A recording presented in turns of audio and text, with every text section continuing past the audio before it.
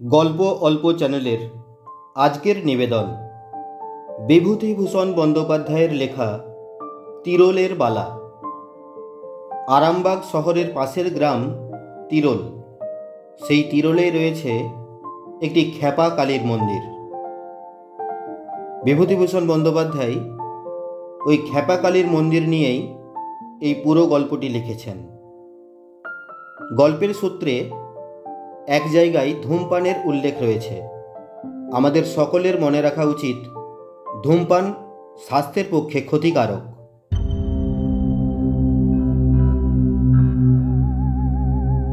Martin কোম্পানির ছোট line. গাড়ি ছাড়বার সময় উত্তীর্ণ হয়ে গিয়েছে, এখনও ছাড়বার ঘন্টা পড়েনি। এ নিয়ে গাড়ির লোকজনের মধ্যে নানা রকম মতামত চলছে। মশাই, বড় গেছে, নেমে যাব প্রায় 5 মাইল।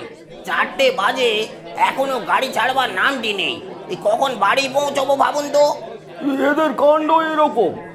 আসুন না, সবাই মিলে একটু কাগজে লেখালেখি করি।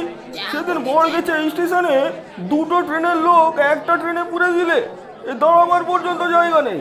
তাও কলম তলায় এলো 1 ঘন্টা লেট। ওই অফিসের সময়টা একটু টাইম মতো যায়, তারপর সব গাড়িরই সমান দশা। ও কি ভুল যে করেছি মশাই, এই লাইনে বাড়ি করে রিটায়ার করলাম। কোথায় বাড়ি করি। আমার শ্বশুর বললেন তার গ্রামে বাড়ি করতে। সে কোথায় মশাই? এই প্রসাদপুর। আচ্ছা, যেখানে প্রসাদপুরে ঠাকুর আছে। মেয়েদের ছেলেপুলে না হলে মাদুলি নিয়ে আসে। হাওড়া ময়দান থেকে 25 মাইল, বেশি না। ভাবলাম কলকাতার কাছে সস্তা গন্ডা হবে। আরাকা জায়গা, শ্বশুর বাড়ি সবাই রয়েছেন। এই তখন কি মশাই জানি 3-4 হাজার টাকা খরচ করে বাড়ি করলো। দেখছি যেমনি ম্যালেরিয়া তেমনি যাতায়াতের কষ্ট। 25 মাইল আসতে 25 খেলা খেলছে স্টুপিড গাড়িগুলো। 25 কি স্যার? 3-25 75 খেলা বলুন। আমারও পৈতৃক বাড়ি ওই প্রসাদপুরের কাছে নরোত্তমপুর। ডেলি প্যাসেঞ্জারি করি, কান্না পায় এক সময়। আমি যাচ্ছিলাম চাপাডাঙ্গা, লাইনের শেষ স্টেশন। এদের কথাবার্তা শুনে ভয় হলো। স্টেশন থেকে 4 মাইল দূরে দামোদর নদীর এপারেই আমার এক মাসিমা থাকেন। মেসমশাই নাকি মৃত্যুশয্যায়। তাই চিঠি পেয়ে মাসিমার স্বনির্বন্ধ অনুরোধে সেখানে চলেছি। যেরকম এরা বলছে তাতে কখন সেখানে পৌঁছবো কে জানে। কামরার এক কোণের বেঞ্চিতে একটি যুবক ও তার সঙ্গে একটি 17-18 বছরের সুন্দরী মেয়ে বসেছিল।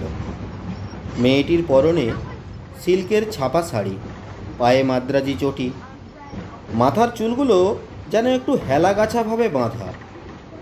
সে জানালা দিয়ে বাইরের দিকে চেয়েছিল। যুবকটি মাঝে মাঝে সকলের কথাবার্তা শুনছে, মাঝে মাঝে বাইরের দিকে তাকিয়ে ধূমপান করছে। গাড়ি ছেড়ে 3-4টে স্টেশন এলো। পান, পটল, আলু, মাছের পুঁটলি হাতে ডেলি প্যাসেঞ্জারের দল ক্রমে নেমে যাচ্ছে। বাকি দল এখনও সামনাসামনি বেঞ্চিতে মুখোমুখি বসে কোঁচার কাপড় মেলে তাস খেলছে। মাঝে মাঝে ওদের হুঙ্কার শোনা যাচ্ছে ইঞ্জিনের ঝকঝক শব্দ ভেদ করে। এই 2 হার্টস, নো ট্রাম্প, এই 3 স্পিড। যখন জাঙ্গিপাড়াতে গাড়ি এসে দাঁড়িয়েছে তখন বেলা প্রায় যায়। জাঙ্গিপাড়া স্টেশনের সামনে বড় দিঘিটার ধারের তালগাছগুলোর গায়ে রাঙা রোদ এসে পড়েছে। শেষ ডেলি প্যাসেঞ্জারটি জাঙ্গিপাড়ায় নেমে যাওয়াতে গাড়ি খালি হয়ে গেল। একেবারে খালি নয়, কারণ রইলাম কেবল আমি। কোণের বেঞ্চির দিকে চেয়ে দেখি সেই যুবক ও তার সঙ্গিনী মেয়েটিও রয়েছে। এতক্ষণ ডেলি প্যাসেঞ্জারদের গল্পগুজব শুনতে শুনতে আসছিলাম বেশ। এখন তারা সবাই নেমে গিয়েছে, আমি প্রায় একাই। এখন স্বভাবতই যুবক ও মেয়েটির প্রতি মনোযোগ আকৃষ্ট হলো। মেয়েটি বিবাহিতা নয়, সে তো বেশ দেখেই বুঝতে পারা যাচ্ছে। তবে ওদের সম্বন্ধ কি ভাই বোন কিংবা মামা ভাগ্নি? মেয়েটি বেশ সুন্দরী। ছোকরা মেয়েটিকে ভুলিয়ে নিয়ে পালাচ্ছে না তো? আশ্চর্য নয়, আজকালকার ছেলে ছোকরাদের কাণ্ড তো। যাকগে, আমার সেসব ভাবনার দরকার কি? নিজের কি হবে তার নেই ঠিক। সন্ধ্যা তো হয়ে এলো। মাসিমাদের গ্রাম স্টেশন থেকে 2-3 মাইল, পথও খুব একটা সুগম নয়। ট্রেন আঁটপুরে এসে দাঁড়ালো, জাঙ্গিপাড়ার পরের স্টেশন। তারপর আবার ছাড়লো। বড় বড় ফাঁকা রাঢ় দেশের মাঠে সন্ধ্যা নেমে আসছে। লাইনের ধারে কোথাও কোথাও ক্ষুদ্র ক্ষুদ্র চাষা গাঁ, লাউ লতা চালে উঠেছে। একটা ছোট্ট গ্রাম্য হাট ভেঙে লোকজন ধামা চেঙারি মাথায় নিয়ে ফিরছে। আবার মাঠ, জাম গাছের মাথায় কালো বাদুড় উড়ে এসে বসেছে। খালের ধারে মশাল জেলে জেলেরা মাছ ধরবার চেষ্টা করছে। আমি সহযাত্রীদের দিকে চাইলাম। দুজনে পাশাপাশি বসে আছে, কিন্তু দুজনেই জানালার বাইরে চেয়ে রয়েছে। একটা কথাও শুনতে পেলাম না ওদের মধ্যে। ছেলেটা মেয়েটাকে নিয়ে পালাতে পালাতে দুজনের মধ্যে মনে হয় ঝগড়া হয়েছে। বেশ সুন্দর চেহারা দুজনেরই। না, মামা ভাগ্নি বা ভাই বোন নয়, নিয়ে পালানোই ঠিক। কিন্তু এদিকে কোথায় যাবে ওরা? মার্টিন কোম্পানির ছোট লাইন তো আর 2টো স্টেশন গিয়ে রাঢ় দেশের অজ পাড়াগা আর দিগন্তব্যাপী মাঠের মধ্যে শেষ হয়েছে। এ দুটি শৌখিন পোশাক পরা তরুণ তরুণীর পক্ষে সে অঞ্চল নিতান্ত খাপছাড়া এবং অনুপযোগী। যাকগে, আমার কেন ওসব ভাবনা। পিয়াসাড়া স্টেশনের সিগন্যালের সবুজ আলো দেখা দিয়েছে। সামনে ভয়ানক অন্ধকার রাত্রি। নিতান্ত দুর্ভাবনায় পড়ে গেলাম। রাঢ় দেশে মাঠের উপর দিয়ে রাস্তা, সঙ্গে ব্যাগে কিছু টাকা কড়ি আছে। শুনেছি হুগলি জেলার এদিকে চুরি ডাকাতি নাকি অত্যন্ত বেশি।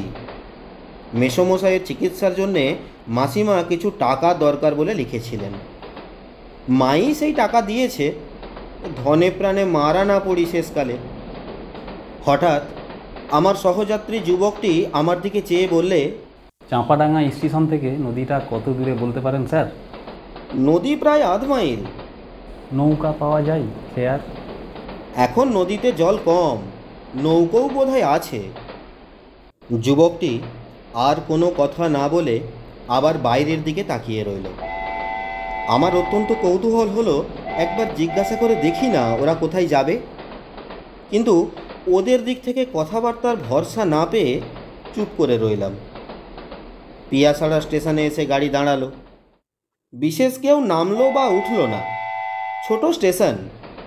যুবকটি আমায় জিজ্ঞাসা করলে, আচ্ছা স্যার, ওপারে গাড়ি পাওয়া যায়? আমি ওর দিকে চেয়ে বললাম, কি গাড়ির কথা বলছেন? এই যে কোনো গাড়ি, মোটর, বাস, কি ঘোড়ার গাড়ি। লোকটা বলে কি? এই অজ পাড়া গাঁয়ে ওদের জন্যে মোটরের বন্দোবস্ত কে করে রাখবে বুঝতে পারলাম না। বললাম, না মশাই, যতদূর জানি ওসব পাবেন না সেখানে। পাড়াগাঁ জায়গা, রাস্তাঘাটও তো নেই। এবার ওদের গন্তব্যস্থান সম্বন্ধে আমার কৌতূহল অতি কষ্টে চেপে গেলাম। কিন্তু যুবকটি পর মুহূর্তেই আমার সে কৌতূহল মেটাবার পথ পরিষ্কার করে দিল। জিজ্ঞেস করলে, ওখান থেকে তিরোল কত দূর হবে জানেন স্যার? অত্যন্ত আশ্চর্য হয়ে ওর মুখের দিকে চাইলুম। তিরোল যাবেন নাকি? সে তো অনেক দূর বলে শুনেছি। আমিও এদেশে প্রায় নতুন, ঠিক বলতে পারবো না, তবে 5-6 ক্রোশের কম তো নয়ই। যুবকের মুখে উদ্বেগ ও চিন্তার রেখা ফুটে উঠল। আমার দিকে একটু এগিয়ে বসে বললে, যদি কিছু মনে না করেন স্যার, একটা কথা বলবো। তবে ইলোপমেন্টই হবে, যা আন্দাজ করেছিলাম। কিন্তু তিরোলে কেন? সেখানে তো লোকে যায় অন্য উদ্দেশ্যে।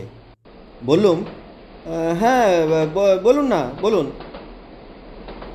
যুবকটি মেয়েটির দিকে আঙুল দিয়ে দেখিয়ে গলার স্বর নামিয়ে বললে, ওকেই নিয়ে যাচ্ছি তিরোলে, পাগলাকালির বালা আনতে। ওর জন্য আমার বোন কাল অমাবস্যা আছে, কাল বালা পড়ার নিয়ম। মেয়েটি কি? চুপ করে আছে এখন প্রায় 2 মাস, কিন্তু যখন ক্ষেপে ওঠে ভীষণ হয়ে ওঠে, সামলে রাখা কঠিন। এত রাত যে হবে বুঝতে পারিনি। সবাই বলেছিল স্টেশন থেকে বেশি দূর নয়। আপনারা আসছেন কোত্থেকে? অনেক দূর থেকে স্যার, ধানবাদের কাছে সয়ালডি কলিয়ারি। এদিকের খবর কিছুই জানি না, লোক যেমন বলেছে তেমন শুনেছি। কি করি এখন, সঙ্গে ওই মেয়ে, বিদেশ বিভূই জায়গা, বড় বিপদে পড়ে গেলাম যে। চুপ করে ব্যাপারটা বুঝবার চেষ্টা করলাম। ছোকরা বিপদে পড়ে গিয়েছে বেশ। ওর কথা শোনার পর থেকে মেয়েটির দিকে চেয়ে দেখছি। চমৎকার দেখতে মেয়েটি, ধপধপে ফর্সা রং, বড় বড় চোখ, ঠোঁটের দুটি প্রান্ত উপর দিকে কেমন একটু বাঁকানো, তাতে মুখশ্রী আরও কি সৌন্দর্যে দেখাচ্ছে। অমন সুন্দরী মেয়ে নিয়ে এই বিদেশে রাত্রিকালে মাঠের মধ্য দিয়ে 5-6 ক্রোশ রাস্তা গাড়ি ভাড়া করে গেলেও বিপদ কাটল বলে মনে করার কোনো কারণ নেই। একটা রাস্তা রয়েছে চাঁপাডাঙ্গাতে কোথাও থেকে যাওয়া, কিন্তু পাড়া গাঁয়ে অপরিচিত লোকদের, বিশেষ করে যখন শুনবে যে মেয়েটি পাগল, তখন ওদের রাত্রে আশ্রয় দেবার মতো উদারতা খুব কম মানুষেরই হবে। যুবকটিকে বললাম, চাঁপাডাঙ্গাতে কোনো লোকের বাড়ি আশ্রয় নেবেন রাত্রে? তার চেষ্টা করে দেখব। না স্যার, ওকে অপরিচিত লোকের মধ্যে রাখতে পারবো না, তাহলেই ওর মেজাজ খারাপ হয়ে উঠবে। আমি ছাড়া আর কারো কাছে খাবে না পর্যন্ত। যে কোনো তুচ্ছ ব্যাপারে ও ভীষণ ক্ষেপে উঠতে পারে। সে ভরসা করি না স্যার। ওর সে মূর্তি দেখলে আমি ওর দাদা, আমি পর্যন্ত দস্তুর মতো ভয় পাই। সে না দেখাই ভালো, ও অন্য মানুষ হয়ে যায় একেবারে। চাঁপাডাঙ্গা স্টেশনে গাড়ি এসে দাঁড়ালো। রাত্রির অন্ধকার এখনও ঘন হয়ে নামেনি, তবে কৃষ্ণা চতুর্দশীর রাত্রি। অনুমান করা যায় কি ধরনের হবে আর একটু পরে। চাঁপাডাঙ্গা স্টেশনের কাছে লোকের বাড়িঘর বেশি নেই, খানকতক বিচুলি ছাওয়া ঘর, অধিকাংশ পান বিড়ি, মুড়ি মুড়কি কিংবা মুদিখানা দোকান, আর একটা সাইকেল সারানোর দোকান, একটা হোমিওপ্যাথিক ডাক্তারখানা, আর ডাক্তারখানার একপাশে স্থানীয় ডাকঘর, একটা পুকুর, পুকুরের ওপারে 2-1খানা চাষাভুষো লোকের ঘর। আমরা টিকিট দিয়ে সবাই স্টেশনের বাইরে এলাম। সামনেই 2-3খানা ছইওয়ালা গরুর গাড়ি দেখে আমার দুর্ভাবনা অনেকটা কমলো। কিন্তু যখন তাদের জিজ্ঞাসা করে জানলাম নদী ধার পর্যন্ত তারা যায়, নদী পার হবার উপায় গরুর গাড়ির নেই, তখন আমি আমার সঙ্গীটিকে বললুম, কি করবেন? নয়তো স্টেশনেই থাকতে হবে রাত্রে। না স্যার, কাল অমাবস্যা, আমায় তিরুল পৌঁছাতেই হবে। এখানে থাকলে কাজ হবে না। আপনি আর একটু কষ্ট করুন, আমার সঙ্গে চলুন। আপনাকে যখন পেয়েছি ছাড়তে পারবো না। আপনি না দেখলে কোথায় যাই বলুন? আমি বড় বিপদে পড়ে গেলাম। ওদিকে মেসোমশাইয়ের অসুখ, সেখানে পয়সা করে নিয়ে যত শিগগির হয় পৌঁছানো দরকার। এদিকে এই বিপন্ন যুবক ও তার বিকৃত মস্তিষ্কা তরুণী ভগিনী, ছেড়েই বা এদের দিই কী করে এই অন্ধকার রাত্রে? না না, তা হয় না, সঙ্গে যেতেই হবে, মেসোমশাইয়ের অদৃষ্টে যাই ঘটুক না কেন। গরুর গাড়ির গাড়োয়ানেরা কিন্তু ভরসা দিল। তিরোলের রাস্তা নাকি বাঁধা রাস্তা, নদী পেরিয়ে গাড়ি পাওয়া যায়, পালকি পাওয়া যায় একটু খোঁজ করলেই। প্রতিদিন হরদম লোক যাচ্ছে সেখানে, আর ভয়ভীতিরও খুব একটা কিছু নেই। নদীর খেয়া থেকে বড়জোর 2-1 ঘন্টার রাস্তা। নদীর ধার পর্যন্ত একখানা ছইওয়ালা গরুর গাড়িতে আমরা 3 জন এলাম। সারা ট্রেনে মেয়েটি কথা বলেনি, অন্তত আমি শুনিনি। ছয়ের মধ্যে বসে সে প্রথম কথা কইল। যুবকটির দিকে চেয়ে বললে, দাদা, আমার শীত করছে, তোমার শীত করছে না? সুন্দর গলার স্বর, যেন সেতারে ঝংকার দিয়ে উঠল। আমি সহানুভূতির চোখে তরুণীর দিকে চাইলাম। আহা, এমন সুন্দরী মেয়েটি কি অদৃষ্ট নিয়েই যে জন্মেছে। বললাম, শীত করতে পারে, নদীর হাওয়া বইছে, সঙ্গে কিছু আছে গায়ে দেবার মতো? যুবকটি বললে, না, গায়ে দেওয়ার জন্য তো কিছু আনিনি। এখন তো বৈশাখ মাস, বিছানার চাদরখানা পেতে গাড়িতে বসেছিলাম, ওটাই গায়ে দে। মেয়েটি আবার বললে, কি নদী দাদা? বেশ স্বাভাবিক সুরে সহজ ধরনের কথাবার্তা। আমি বললাম, দামোদর। মেয়েটি এবার আমার দিকে মুখ ফিরিয়ে বললে, বল্লভপুরের যে দামোদর, আমি জানি, খুব বড় নদী না দাদা? ছেলেবেলায় দেখেছি। যুবকটি আমায় বললে, দামোদরের ধারে বল্লভপুর বলে গ্রাম, বর্ধমান জেলায়। সেখানে আমার মামার বাড়ি কিনা। পূর্ণিমা মানে আমার এই বোন সেখানে দুবার গিয়েছিল ছোটোবেলায়। তারপর নদী পার হওয়ার সময় পূর্ণিমা ওর দাদাকে বললে, ভয় করছে দাদা, ডুবে যাবে না তো? ও দাদা, নৌকো দুলছে যে। ডুবে যাবি কেন? চুপ করে বসে থাক, দুলছে তাই বলে। ওপারে গিয়ে আমরা দেখি গাড়ি ঘোড়া তো দূরের কথা, একটা মানুষ পর্যন্ত নেই। খেয়ার মাঝি লোকটা ভালো, সে আমাদের অবস্থা দেখে বললে, দাঁড়ান বাবু গোসাইরা, শ্যামকুড়ের গোয়ালপাড়ায় গরুর গাড়ি পাওয়া যায়, আমি ডেকে দিচ্ছি, আপনারা নৌকাতেই বসুন। পূর্ণিমা বললে, দাদা, কিছু খাবে না? খাবার রয়েছে তো। পরে আমার দিকে চেয়ে বললে, আপনিও খান, খাবার অনেক আছে। ওর দাদা বললে, হ্যাঁ হ্যাঁ, দে না, ওকে দে, তুইও খা, কিছু তো খাসনি, পৌঁছতে কত রাত হয়ে যাবে। পূর্ণিমা একটা ছোট্ট পুঁটুলি খুলে আমাদের সবাইকে লুচি, পটল ভাজা, আলু চচ্চড়ি ও মিহিদানা পরিবেশন করে দিলে। বললে, দেখ তো দাদা, মিহিদানা খারাপ হয়ে যায়নি তো? আমি বললাম, এ কোথাকার মিহিদানা? বর্তমান থেকে কেনা, আসবার সময়। খারাপ হয়নি, দেখুন তো মুখে দিয়ে। আজ যখন বাড়ি থেকে বেরিয়েছিলাম তখন ভাবিনি এমন একটি সন্ধ্যার কথা। ভাবিনি যে দামোদর নদীর ওপর নৌকোতে বসে একটি অপরিচিত যুবক ও একটি অপরিচিতা তরুণীর সঙ্গে খাবার খাবো এভাবে। কেমন একটি শান্ত পরিবেশ, যেন বাড়িতে মা বোনের মধ্যেই আছি। বড় ভালো লাগছিল। কিন্তু পরবর্তী মর্মন্তুদ অভিজ্ঞতার পটভূমিতে ফেলে আজ যখন আবার সেই সন্ধ্যাটির কথা ও আমার সেই তরুণ সঙ্গীদের কথা এখন ভাবি, তখন মনে হয় সেদিন তাদের সঙ্গে না দেখা হওয়াই উচিত ছিল। একটা দুঃখজনক করুণ স্মৃতির হাত থেকে বাঁচা যেত তাহলে। আমাদের খাওয়া শেষ হয়ে গিয়েছে। এমন সময় গরুর গাড়ি নিয়ে খেয়ার মাঝি ঘাটের ধারে দামোদরের বিস্তৃত বালির চরে এসে হাজির হলো। তিরোল যাবার ভাড়া ধার্য করে আমরা গাড়িতে উঠে পড়লাম। খেয়ার মাঝিকে তার পরিশ্রমের জন্যে কিছু বকশিস দেওয়াও বাদ গেল না। গাড়োয়ান বললে, বাবু, এই ভুল হয়ে গিয়েছে, বাড়ি থেকে তামাকের টিনটা নেওয়া হয়নি।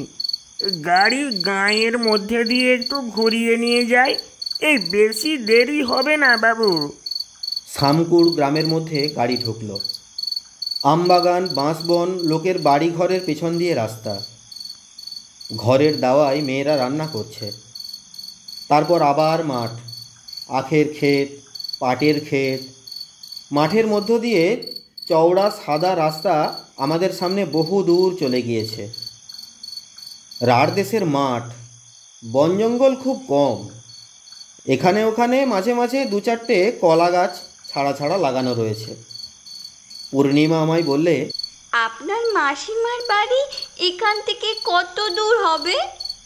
সে তো এদিকে নয়, দামোদরের ওপারে, স্টেশনের পূর্ব দিকে প্রায় 2 ক্রোশ দূরে।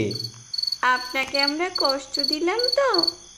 কি আর কষ্ট, আপনার কাজ শেষ হয়ে গেলে কাল আপনাদের গাড়িতে তুলে দিয়ে মাসিমার বাড়ি গেলেই হবে। পূর্ণিমা মুখে আঁচল দিয়ে ছেলে মানুষই হাসির ফোয়ারা ছুটিয়ে দিলে হঠাৎ। বললে, কি আর কষ্ট না, আমাদের কাজ শেষ হলে আমাদের গাড়িতে তুলে দিয়ে ওর হাসির অদ্ভুত ধরনের উচ্ছ্বাস ও সৌন্দর্য আমাকে বড় মুগ্ধ করলে। এমন হাসি কোনো দিন আমি হাসতে দেখিনি, কিন্তু সঙ্গে সঙ্গে মনে হলো এ অপ্রকৃতিস্থের হাসি। স্থির মস্তিষ্ক মেয়ে হলে এ ধরনের হাসি হাসত না, অন্তত এ জায়গায়, এ অবস্থায়। হঠাৎ ওর দাদা অন্ধকারের মধ্যে আমার গা টিপলে। ব্যাপার কি? আমার ভয় হলো, মেয়েটি ভালো অবস্থায় আছে তো? আমি কোনো কথা না বলে চুপ হয়ে রইলাম। কি জানি মেয়েটির কেমন মেজাজ, কোন কথা তার মনে কিভাবে সাড়া জাগাবে যখন জানি না, তখন একদম কথা না বলাই নিরাপদ। মনে মনে ভাবলাম, এমন সুন্দর মেয়ে কি খারাপ কপাল নিয়ে এসেছিল পৃথিবীতে। তার অমন সুন্দর প্রাণ ভরা হাসি, তাতে মনে আনন্দ না এনে মনে আনে ভয়। গাড়িতে কিছুক্ষণ কেউ কথা বলল না, সবাই চুপচাপ। মাঠ ভেঙে গরুর গাড়ি আপন মনে চলেছে। বোধহয় আমার তখন একটু ঘুম ঘুম ভাব এসে থাকবে, হঠাৎ কেন যেন ঘুম ভেঙে গেল। গাড়ির ছোঁয়ের মধ্যে অন্ধকার। আমার মনে হলো সেই অন্ধকারের মধ্যে তরুণী এবং তার দাদার মধ্যে একটা হাতাহাতি ব্যাপার চলছে। তরুণীর মুখের কষ্টকর আহ শব্দ আমার কানে যেতেই আমি পিছন ফিরে চাইলাম ওদের দিকে, কারণ আমি বসেছি ছোঁয়ের একেবারে সামনে আর ওরা বসেছে গাড়ির পিছন দিকটায়। সেদিকে বেশি অন্ধকার, কারণ ছোঁয়ের ওদিকটায় চাঁচের পর্দা দিয়ে আঁটা। আমি কোনো কথা বলার পূর্বেই যুবকটি চাপা উদ্বেগের সুরে বললে, ধরুন ধরুন, ওকে ধরুন, ও গাড়ি থেকে নেমে পড়তে চাইছে। চাপা সুরে বলবার কারণ বোধহয় গাড়ির গাড়োয়ানের কানে কথাটা যাতে না যায়। আমি হতভম্ব হয়ে মেয়েটির গায়ে কি করে হাত দেব ভাবছি, এমন সময় যুবকটি বেদনার্ত কণ্ঠে বলে উঠল, আহ, কামড়ে দিয়েছে হাত, ওকে ধরবেন না, ধরবেন না ওকে। ততক্ষণে গাড়োয়ান গাড়ি থামিয়ে ফেলেছে। আমাদের দিকে চেয়ে বললে, কি হয়েছে বাবু, কি হয়েছে? গাড়োয়ানের কথার উত্তর দেওয়ার সময় বা সুযোগ তখন আমার নেই, কারণ মেয়েটি আমায় ঠেলে বাইরের দিকে আসতে চাইছে অন্ধকারের মধ্যে। ওর দাদা বললে, ওর চুল ধরুন, ওর গায়ে হাত দেবেন না, কামড়ে দেবে। আমি কোনো কিছু বাধা দেবার পূর্বেই মেয়েটি আমাকে ঠেলে দিয়ে গরুর গাড়ির সামনের দিকে গিয়ে পৌঁছলো এবং গাড়ি থেকে লাফ দিয়ে পড়ল। হতভম্ব গাড়োয়ান গরুর কাঁধ থেকে জোয়াল নামাবার পূর্বেই আমি ও মেয়েটির দাদা দুজনেই গাড়ি থেকে লাফিয়ে পড়লাম। মাঠের মধ্যে অন্ধকার তত নিবিড় নয়, কিন্তু মেয়েটিকে কোনো দিকেই আমরা দেখতে পেলাম না। আমার বুদ্ধিশুদ্ধি তখন লোপ পেয়েছে, বোধহয় মেয়েটির দাদাও। এই সময়ে কিন্তু আমাদের গাড়োয়ান যথেষ্ট সাহস ও উপস্থিত বুদ্ধির পরিচয় দিল। সে ততক্ষণে ব্যাপারটা আন্দাজ করতে পেরেছে। তিরোল যারা যায় তাদের মধ্যে কেউ না কেউ যে অপ্রকৃতিস্থ থাকবেই, এ তথ্য তাদের অজানা নয়। তবে আমাদের তিনজনের মধ্যে কে সেই লোক, এটাই বোধহয় এতক্ষণে সে ঠাউর করতে পারেনি। গাড়োয়ান তাড়াতাড়ি বললে, বাবু শিগগির চলুন, কাছে এই পাতিহালের খাল, পাছে সেই দিকে উনি চলে যান। এই টিপকলের আলোটা জ্বালুন বাবু। এমন হতভম্ব হয়ে গিয়েছি আমরা যে যুবকের পকেটে টর্চ রয়েছে সে কথা দুজনের কারোরই মনে নেই। সবাই ছুটলাম গাড়োয়ানের পিছু পিছু।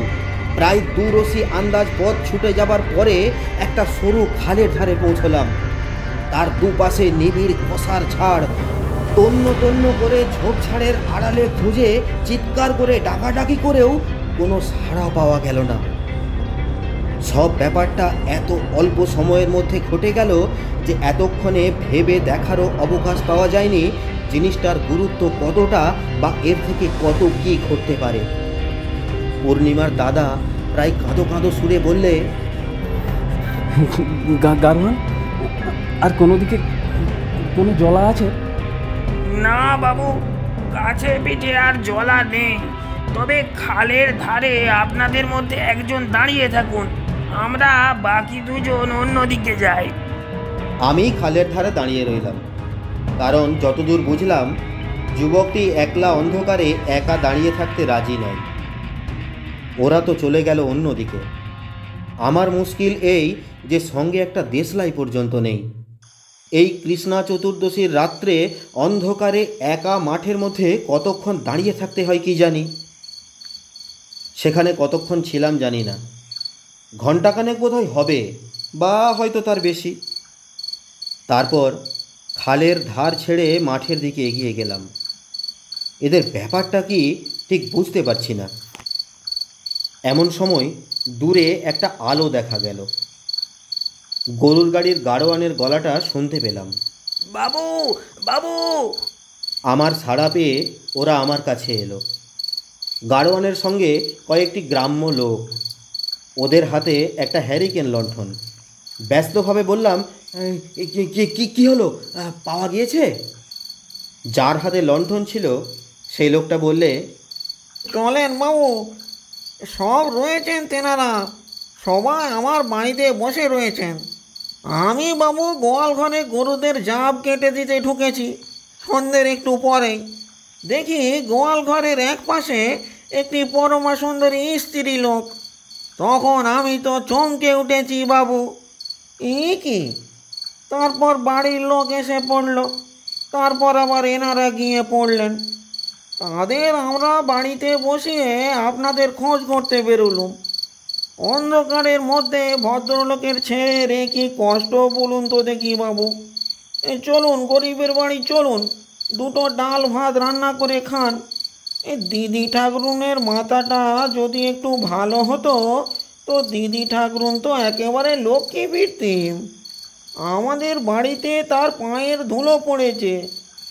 আপনারা সবাই ব্রাহ্মণ শুনলাম, কতকালের ভাগ্যি আমাদের। দুটো ভাত সেবা করে আজ রাতে শুয়ে থাকুন, কাল ভোরে আমি আমার গাড়িতে তিরল পৌঁছে দেবো আপনাদের।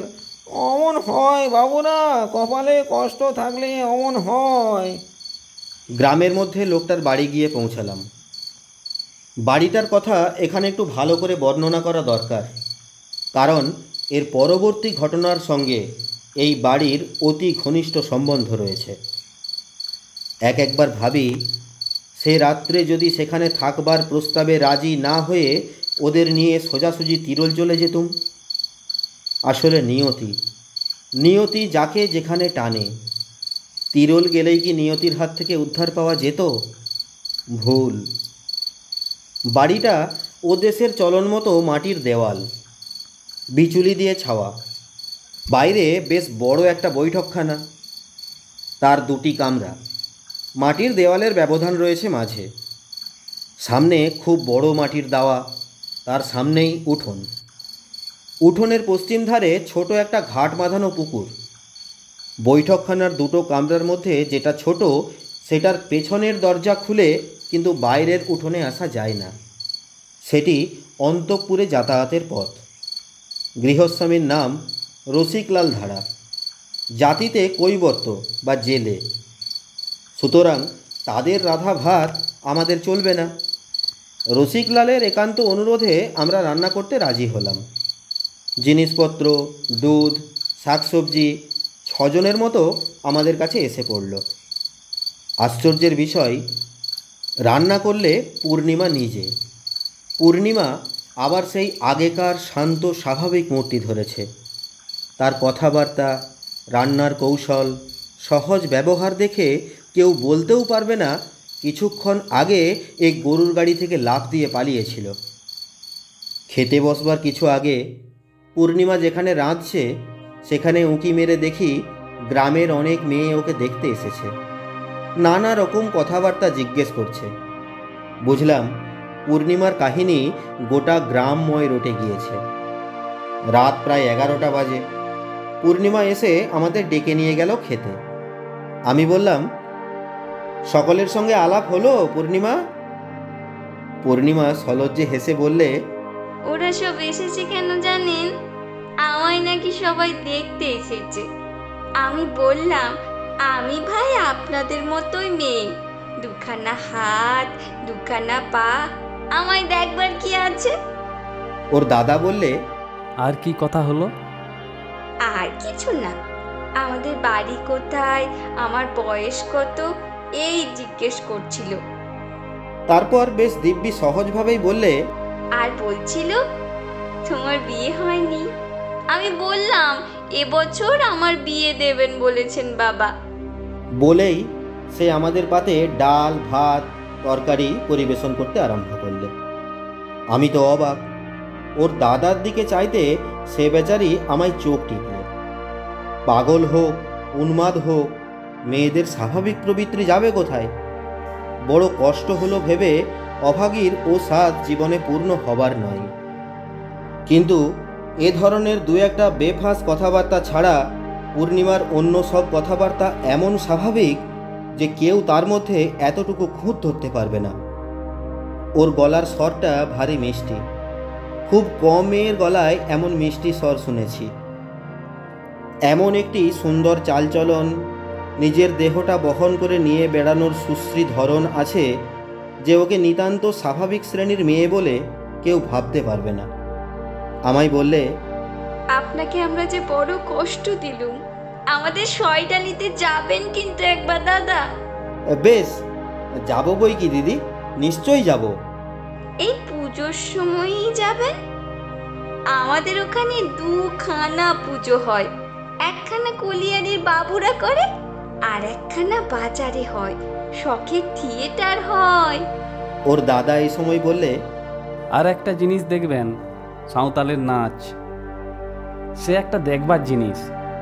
আসুন পূজার সময়, ভারী খুশি হব আমরা আপনি এলে। তাহলে কথা রইল, আমাদের সয়দালিতে আসবেন কিন্তু একদিন। এই সময় গৃহস্বামীর মেয়ে দুধ নিয়ে এসে পূর্ণিমাকে বললে আমাদের সকলকে দুধ দিতে। পূর্ণিমা বললে, তাহলে একখানা দুধের হাতা নিয়ে এসো খুকি, ডালের হাতায় তো দুধ দেওয়া যাবে না। পূর্ণিমার এই সমস্ত কথাবার্তার খুঁটিনাটি আমার খুব মনে আছে, কারণ পরে এই কথাগুলি মনে মনে আলোচনা করবার যথেষ্ট কারণ ঘটেছিল। খাওয়া দাওয়ার প্রায় আধ ঘন্টা পর আমরা সবাই শুয়ে পড়লাম। পূর্ণিমা তার দাদার সঙ্গে বাইরের ঘরের ছোট কামরাটাই এবং আমি বড় কামরাটাই। এবার আমি নিজের কথা বলি। শরীর ও মন বড় ক্লান্ত ছিল। অল্পক্ষণের মধ্যে ঘুমিয়ে পড়েছিলাম, কিন্তু কতক্ষণ পরে জানি না, এবং কেন তাও জানি না, হঠাৎ আমার ঘুম ভেঙে গেল। আমার বুকে যেন পাথরের ভারী বোঝা কেউ চাপিয়ে দিয়েছে। নিঃশ্বাস প্রশ্বাস নিতে যেন কষ্ট হচ্ছে। ভাবলুম নিশ্চয়ই নদীর হাওয়ায় ঠান্ডা লেগে গিয়েছে কিংবা ওই রকম কিছু একটা। অমন হয়। আবার ঘুমোবার চেষ্টা করি। এমন সময় আমার মনে হলো পাশের কামরায় কীরকম একটা কৌতূহলজনক শব্দ হচ্ছে। হয়তো পূর্ণিমার দাদার নাক ডাকার শব্দ। অদ্ভুত রকমের নাক ডাকা বটে, যেন গোঙানি বা কাতরানির শব্দের মতো। একটু পরেই আর শব্দ শুনতে পেলুম না। আমিও পাশ ফিরে ঘুমিয়ে পড়লাম। আমার ঘুম ভাঙল খুব ভোরে। পাশের কামরার দরজা তখনও বন্ধ ছিল। আমি উঠে হাত মুখ ধুয়ে মাঠের দিকে বেড়াতে গেলাম। আধ ঘন্টা বেড়ানোর পরে ফিরে এসে দেখি তখনও ওরা কেউ ওঠেনি, এমনকি বাড়ির লোকও না। আরও আধ ঘন্টা পরে গৃহস্বামী রসিকধারা উঠে বাইরের ঘরের দাওয়ায় এসে বসল। আমায় বললে, ঘুমোলেন কেমন বাবু? মশা কামড়ায়নি? এরা এখনো ঘুমোচ্ছেন বুঝি? রসিকের সঙ্গে বেশ কিছুক্ষণ চাষবাসের গল্প করলাম। তারপরে সে উঠে কোথাও বেরিয়ে গেল। এদিকে প্রায় 8টা বাজল। তখনও পূর্ণিমা এবং ওর দাদার ঘুম ভাঙেনি। 8:30টার সময় রসিক ফিরে এলো। গ্রীষ্মকাল, 8:30 দস্তুর মতো বেলা। খুব রোদ উঠে গিয়েছে চারিধারে। রসিক আবার জিজ্ঞাসা করলে, এরা এখনো ওঠেননি? আমি বললাম, কই না, ওঠেনি তো। গরমে সারা রাত ঘুম হয়নি বোধ হয়, ভোরের দিকটা একটু ঘুমিয়েছে আর কি। আমার কাহিনী শেষ হয়ে এসেছে। বেলা 9টার সময়ও যখন ওদের সাড়া শব্দ শোনা গেল না, তখন আমি দরজায় ঘা দিলাম। ঘরের মধ্যে মানুষ আছে বলে মনেই হলো না। তখন বাধ্য হয়ে আমি পশ্চিম দিকের ছোট জানালাটায় উঁকি মেরে দেখতে গেলাম।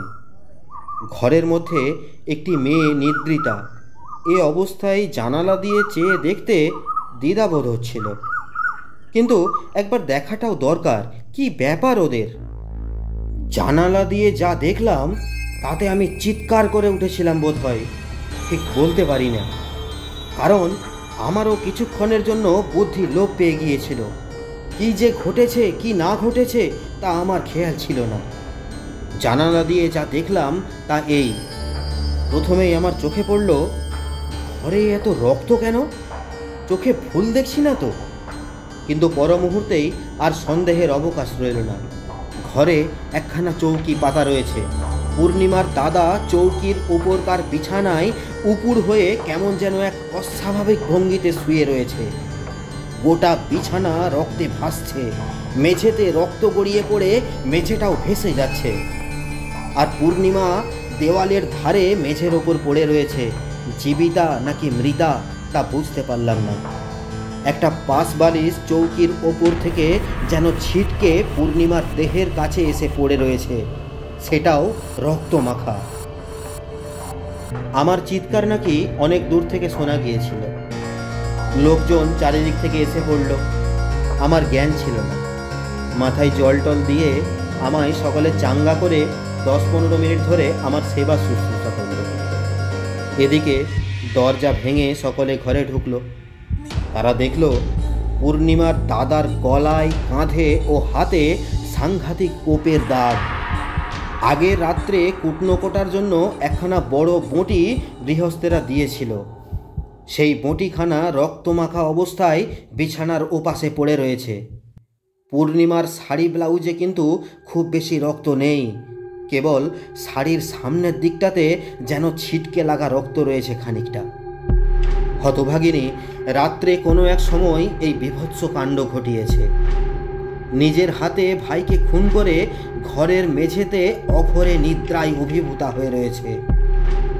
দিব্যি শান্ত নিশ্চিন্তভাবে ঘুমোচ্ছে। আমার যখন জ্ঞান হয়ে ঘরে ঢুকেছি তখনও ঘুমন্ত অবস্থায় ওকে দেখাচ্ছে কি সুন্দর, আরও ছেলে মানুষ, নিষ্পাপ সরল বালিকার মতো।